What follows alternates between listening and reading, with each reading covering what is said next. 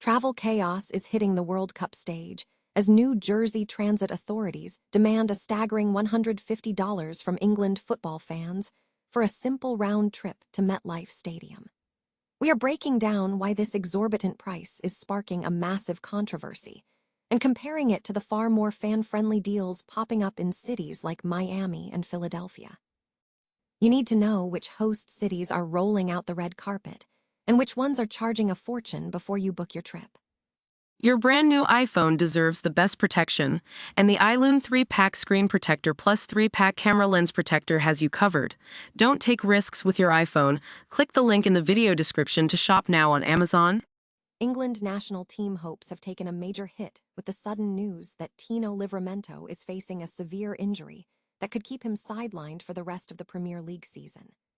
Newcastle manager Eddie Howe has confirmed that the young right-back is undergoing further scans to determine if he can make a miraculous recovery in time for the tournament.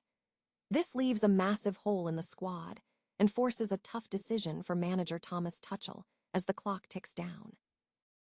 AC Milan star Fikayo Tomori is publicly declaring his absolute desire to fight for a spot on the England World Cup squad despite stiff competition for the defensive rotation. He is opening up about his intense commitment to his club campaign and his genuine heartbreak for his friend Sandro Tonali after Italy's crushing playoff defeat. We are analyzing his chances and whether he has done enough to impress the coaching staff before the final roster deadline. From the ballroom to the pitch, Amy Dowden is proving that it is never too late to pick up a ball by joining the Fa Just Play program to encourage women of all ages to get involved in football. She's shattering stereotypes and overcoming personal barriers to show that grassroots sports are for everyone regardless of skill level or experience. If you want to keep up with all these stories as they develop, smash that like button, hit subscribe, and ring the bell for instant updates. Ever thought about how much it costs to simply get to the big game? If you are planning to follow England or Scotland at the 2026 World Cup, you might want to brace your wallet because the transit situation in the US is shaping up to be a wild ride of extreme highs and brutal lows. Let's start with the absolute shocker, New Jersey. If you're heading to MetLife Stadium for that massive match against Panama, NJ Transit is asking for a staggering $150 for a round-trip train ticket. To put that into perspective, that is roughly a dozen times the normal fare. And forget about discounts for the kids or seniors. Everyone pays the premium. It is a far cry from the glory days of the London 2012 Olympics, where your match ticket was essentially a golden pass for free citywide travel. New Jersey Governor Mickey Sherrill is doubling down, arguing that locals shouldn't subsidize the travel costs of wealthy tournament fans, while FIFA is rightfully worried that these sky-high prices will simply push fans toward gridlocked roads. It is a tense standoff that highlights a major clash between local infrastructure needs and global event logistics. But the chaos doesn't stop in New Jersey. Up in Boston, you are looking at an $80 round-trip fare to reach Gillette Stadium, 5 times the usual price. However, here is the irony. That same city is offering one of the best bargains of the tournament, with free Silver Line bus access from the airport straight into the city center. It's a perfect example of the World Cup tax we're seeing across the map. Now, it isn't all bad news. If you're heading to Dallas, you'll find reasonable $6 fares and free shuttle services to the stadium. Miami is actually leaning into a luxury for less approach, offering discounted, high-end Brightline trains that make the trip feel like a vacation rather than a chore. Philadelphia is even going a step further, with Airbnb stepping up to sponsor free transit on match days. So what's the takeaway here? Whether you are dealing with a transit price gouge or a sponsored freebie, the 2026 World Cup experience is going to vary wildly depending on which city you land in. My advice: do your homework before you book your flights, because the cost of the ticket to the game is only half the battle. Are you planning to brave the transit costs, or are you looking for a creative way around these surge prices? Let me know in the comments below, and don't forget to subscribe for more updates as we count down to kickoff. After all, the best travel hack is being prepared. Could Tino Livramento's World Cup dream be slipping through his fingers? It's a gut-wrenching turn of events for the Newcastle star, who now faces a serious race against the clock to make it back onto the pitch. Newcastle manager Eddie Howe dropped the bombshell this week, confirming that Livramento suffered a bad injury during their tough defeat to Bournemouth. While Howe says we're still waiting on follow-up scans to know the full extent of the damage, the reality is that we might not see the 23-year-old play again for the remainder of this Premier League season. Think about what that means for Thomas Tuchel's England squad. Livramento was just starting to cement his place, earning starts against Uruguay and Japan, and looking like a key piece of the puzzle for this summer.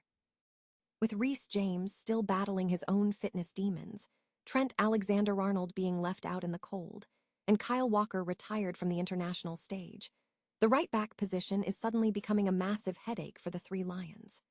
Tuchel is left scrambling, potentially leaning on Ben White or even shifting centre-backs like Ezri Konsa or Gerald Quansah into the role. With the final squad deadline looming on May 30th, the margin for error is non-existent. It's a cruel reminder of how fragile a professional athlete's career can be when one bad challenge changes everything. On the bright side for Newcastle, Anthony Gordon should be back for the following week, though he'll sit out the Arsenal trip. We'll be keeping a close eye on those medical reports, so make sure you're subscribed for the latest updates as this story develops. Does England have the depth to survive without him, or is this the hole that sinks their campaign? Let me know your thoughts in the comments below, and remember, in the world of football, hope is the only thing that never gets injured. Ever wondered what it's like to chase a dream when you're playing halfway across the world from the country you're desperate to represent? Fikayo Tomori is living that exact reality. While the AC Milan star is laser-focused on securing Champions League football in this high-stakes Serie A finale, especially with that massive clash against Juventus looming, his eyes are firmly set on the 2026 World Cup horizon. Let's be real, cracking that England squad is no small feat. With only 6 caps to his name, Tomori knows he's on the bubble. Even his recent return to the squad under Thomas Tuchel was sparked by a bit of bad luck for others, but don't mistake that for a lack of ambition. In a revealing chat with La Gazzetta dello Sport, Tomori made it clear he isn't looking for a handout. He wants to earn his ticket to North America on pure merit, and he's ready to pour everything he has into these final matches to prove he belongs on the global stage. But it's not all just about his own personal crusade. There's a touching human side to this story. Despite his own international aspirations, Tomori showed true class by opening up about the heartbreak of the Italian national team. Having played alongside Sandro Tonali, he felt the sting of their recent playoff exit right along with them. He truly believed in the Azzurri, and that raw empathy shows just how deep those club-level bonds go, even when the rivalries are put aside. So, what do you think? Does Tomori have what it takes to lock down a starting spot for England, or is the competition simply too fierce? Let us know your thoughts in the comments below, and don't forget to hit that subscribe button for more deep dives into the world of football. After all, in a game defined by margins, sometimes it's the players with the most heart who leave the biggest mark on the pitch.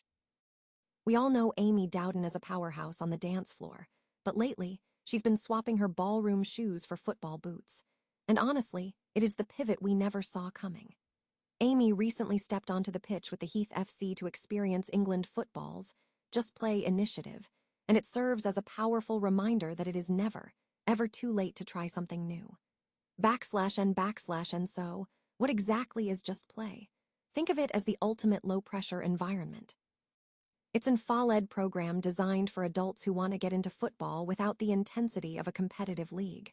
It's flexible, it's social, and for many women, it's become a vital escape. Just look at the squad at the Heath FC.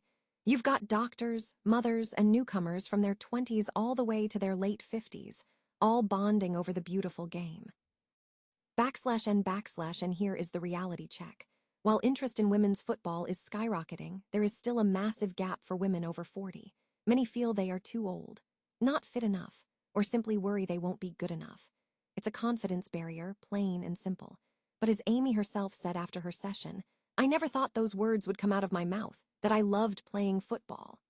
After everything she's been through with her health, Amy's mindset has shifted to a why not approach, and it's infectious. And then whether you want a casual kickabout or a coached session to learn the basics, these programs are built to meet you exactly where you are. There is no judgment here, just community and a bit of cardio. If you've been sitting on the sidelines waiting for a sign, this is it. Check out Find, England Football. Come to see what's happening in your area. And if you're feeling extra bold, the FA even provides funding and kits if you want to start a session of your own. So, what do you have to lose? Get out there, have some fun, and remind yourself that the game belongs to everyone.